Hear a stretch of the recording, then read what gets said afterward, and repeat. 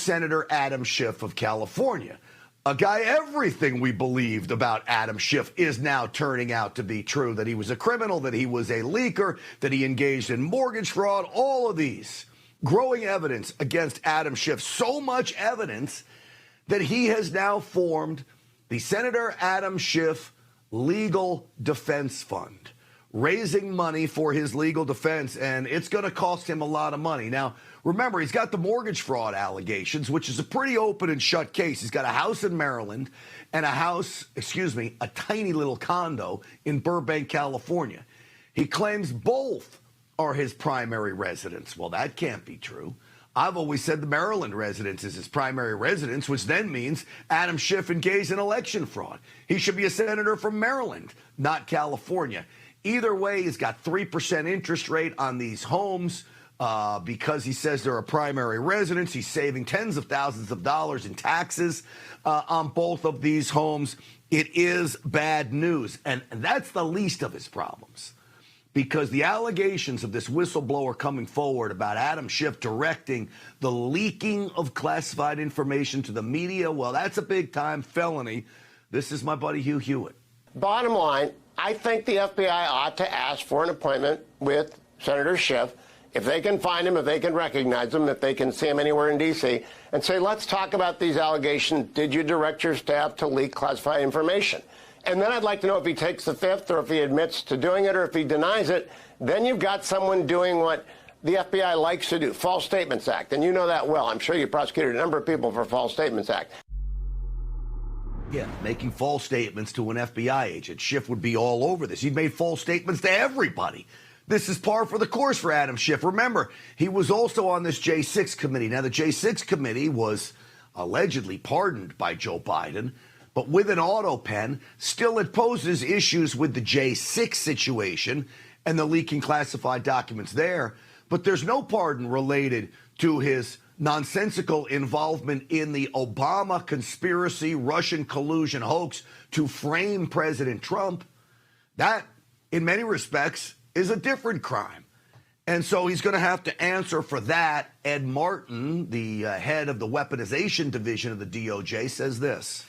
It's the same people that were at the Russia hoax birthday party. It's the same people overlapping over and over again. And what Rudy Giuliani said once, and he knows better than anybody in our American history, when you put these people together and they're always working together, that's called an enterprise. That's called a criminal enterprise. And you're in territory where everybody's held accountable for the whole of it. And that's what we're seeing. And I believe that criminal enterprise, the conspiracy, continues right to this very day, which to me, there shouldn't be any statute of limitations because the crime continues in their quest to unseat and destroy President Trump. Now, the Legal Defense Fund, who in the world's going to donate to that? Why would you donate to Pencil Neck Schiff?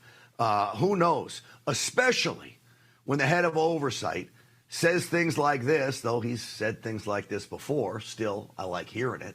I'm optimistic. When you talk about Adam Schiff, not only is this coming to light that he leaked classified data, that he colluded with the media to try to create a false narrative to hurt our President of the United States, to hurt our foreign policy, to influence the elections, but he's also involved in a mortgage scam. So I think that the walls are closing in on Adam Schiff, and I think the Department of Justice has ample evidence now to move forward and hold Adam Schiff accountable for the many crimes that he's committed.